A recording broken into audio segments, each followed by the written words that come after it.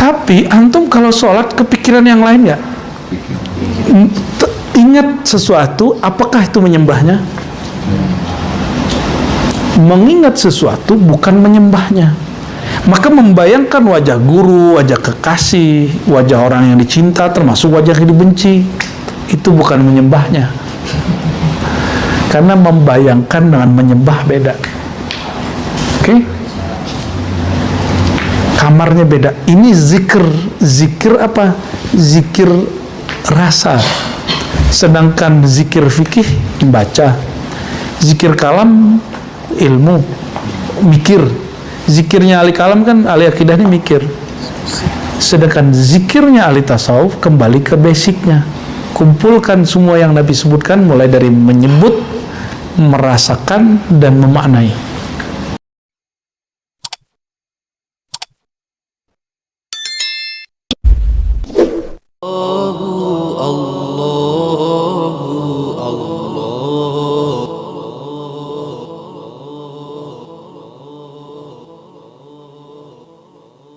Secara harfiah artinya ada dua, keagungan, keperkasaan, atau keunikan. Maka hadisun aziz, hadis yang riwayatnya unik, rawinya dikit, cuma 2 orang. Maka kalau diterjemah sini apa? Izzah itu keunikan Allah yang menghendaki daf'al munasabah, ya, mengarah kepada keserasian antara, atau relasi yang serasi antara al-haq dan al-khalq. Ada lagi nama Allah Qayyumiyah, Qayyum, tatlubu sihhata wuqu'in nisbah bainallahi wa abdi. Ini menghendaki Allah itu memang sedang mengurusi, sudah nggak sanggup mengurusi, kalau ini tolong diurus gitu maksudnya. Itu mana ya hayu ya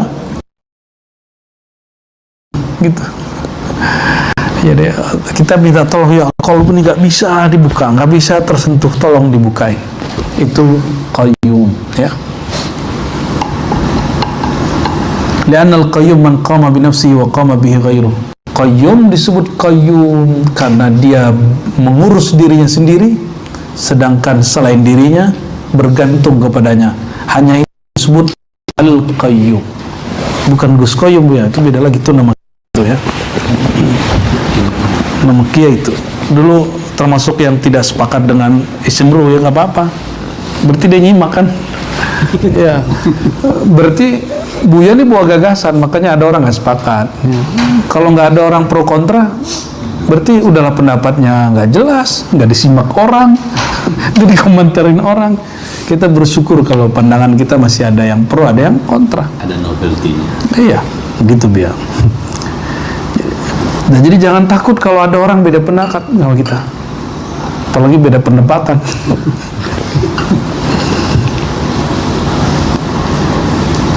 Lalu beliau mengatakan, ini yang dilupakan, mohon maaf, ini saudara-saudara kita di Aceh lagi debat di sini.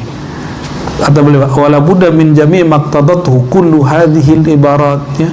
Semua ibarat ini fanaqul min haitsu tajallil uluhiyah, harus menggunakan kalimat tajalli.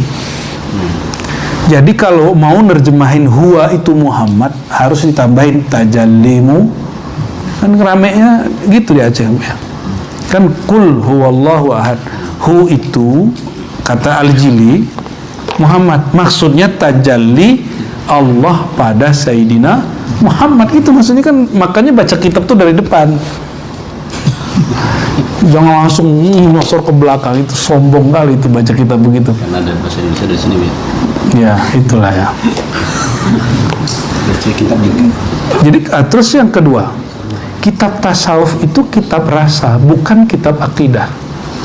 Jadi jika ada orang ahli tasawuf mengungkapkan satu pembahasan yang beda dengan pokok kaidah akidah kita, kita berbaik sangka. Jangan berbeda disiplin ilmu lalu kita praktekkan disiplin ilmu kita ke orang lain. Ya, nggak nyambung. Coba, nggak usah jauh-jauh. Sama-sama ngitung, kimia sama matematik beda nggak cara ngitungnya? Beda rumusnya.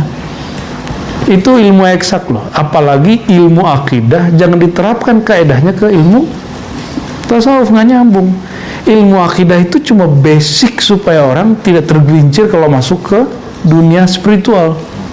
Tapi istilahnya sudah beda makna walaupun mustalahatnya sama. Nah, ini kritik kita kecewa kita kepada Syekh Said Fodah yang dia ahli kalam masuk ke ranah tasawuf lalu pinjem mustalahat mereka.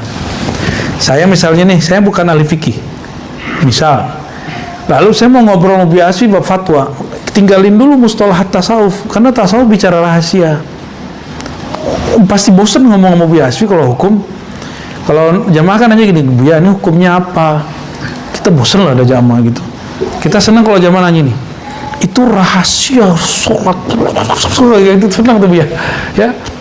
Nah, tergantung ini lagi ngaji apa. Maka jamaahnya harus kita ajarin cara kamar-kamar pikiran, kamar-kamar ilmu. Jangan salah kamar. Lagi bab tasawuf ngaji hukum, lagi bab hukum ngaji tasawuf. Masa orang nanya gini, apa hukum berzikir Allah? Itu nggak nyambung itu. Ya. Apa hukumnya melihat cahaya nur warna biru waktu zikir? Apalah hukum? Itu bukan wilayah fikih. Nah, Ustadz, masa mereka menyembah gurunya lagi zikir? Mereka tuh ingat gurunya sebelum zikir. Nggak nyambung. Dalam tasawuf, saking pemurahnya para sufi ini, kalau kita ingat sesuatu itu nggak disebut menyembah. Maka murid-murid yang kalau zikir hatinya, pikirannya liar, itu dibimbing terus, digaidan terus sama gurunya sampai si muridnya fokus kalau zikir. Kok tiba-tiba ada yang soal akidah padahal sholatnya nggak khusyuk ya, terus ngomong gini, orang-orang tarekat itu syirik. Kenapa? Membayangkan wajah guru sebelum zikir. Padahal dia setiap kali sholat, jangankan guru, bini orang lain jadi inget. Mikirin pinjol loh. Ya. Coba tanya sama dia, apa hukumnya bayangkan bini orang lain lagi sholat? Tanya gitu kan ya. Jawabnya gimana? Jangankan bini orang, bini ente aja nggak boleh inget lagi sholat. Itu jawabnya. Sah? Nah, ente nggak sepakat juga nggak apa-apa. Tapi antum kalau sholat kepikiran yang lain nggak? Ingat sesuatu, apakah itu menyembahnya? Mengingat sesuatu bukan menyembahnya. Maka membayangkan wajah guru, wajah kekasih, wajah orang yang dicinta, termasuk wajah yang dibenci, itu bukan menyembahnya. Karena membayangkan dengan menyembah beda. Oke? Kamarnya beda. Ini zikir apa? Zikir rasa. Sedangkan zikir fikih baca, zikir kalam ilmu, mikir. Zikirnya ahli kalam kan, ahli akidah ini mikir. Sedangkan zikirnya ahli tasawuf kembali ke basicnya. Kumpulkan semua yang Nabi sebutkan, mulai dari menyebut, merasakan, dan memaknai. Nah, itu zikir dia. Jadi gabungan dia. Ya. Oke.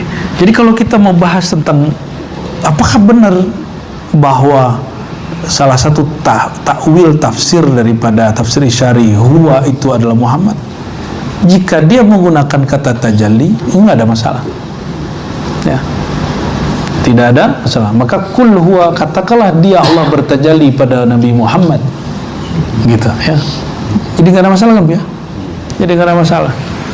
Ma thamma wasafa ila wa la ism ya. Ma thamma wasaf wa la ism ya. Wa min haitsu tajallil wahidiyah. Maka pada tahapan ahadiyah enggak ada nama, enggak ada sifat. Dari tajalli wahidiyah ya. Ma thamma khalq li zuhuri sultaniha bi surati kulli mutasawwir fil wujud ya. Wa min haitsu tajalli rububiyah khalq wa haqq li wujudil haqq wa wujudil khalq ya. Jadi wahidiyah apa? Ya, tiadalah makhluk ya.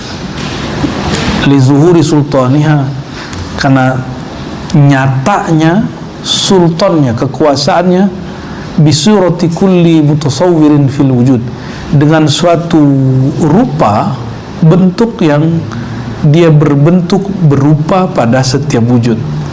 Ya, mohon maaf nih, biar gampang, air, uap, awan, hujan, es. Satu nggak? Satu nggak? Tapi dia berubah-ubah, itu yang disebut mutasawwir fil wujud, bukan, dia berubah-ubah. Dan itu makhluk. Itu makhluk. Min haitsu tajalli rububiyah khalqun wa haq. Ya, dari sisi tajalli rububiyah ada makhluk, ada Allah haq li wujudil haq wa wujudil khalq. Karena Allah itu ada dan wujudnya ada. Jadi teman-teman, kalau la ilaha illallah itu sebenarnya beda makna sedikit dengan la rabba illallah. Kalau la ilaha illallah itu yang paling pas, bukan yang dikatakan ahli kalam ya. La ma'budu bihaqqin, itu kalimatnya turun itu. Makna yang paling pas itu yang disebut Ghazali di jilid 4. La maujuda bihaqqin illallah, itu mana la ilaha. Tidak ada yang benar-benar wujud kecuali Allah. Karena uluhiyah menghendaki tidak lagi disebut, jangankan alam, nama dan sifat Allah aja gak sebut lagi. Sudah langsung mutlak zatnya. Maka tiadalah zat, tiadalah wujud kecuali wujudnya, kecuali zatnya. Nggak bahas nama lagi, nggak bahas sifat, apalagi alam. Jadi terus bedanya apa? Kalau la rabba illallah, kan di Quran juga ada, di hadis juga ada, fawalladzi la ilaha ghairu, ya, fawalladzi la ilaha ghairu, la rabba illallah. Ada beberapa teks begitu di dalam teks-teks doa misalnya. Nah, kalau la rabba itu tiada pencipta selain Allah. Jadi lafaznya lebih juz'i, lebih taksis, lebih khusus kepada urusan kemakhlukan. Nah, maka kalau kita mau menerjemah secara lebih ori, mendekati kepada keasliannya, walaupun ini gak asli-asli amat, la ilaha illallah lebih tepat, la maujuda bihaqqin, tiada yang benar-benar wujud kecuali dirinya.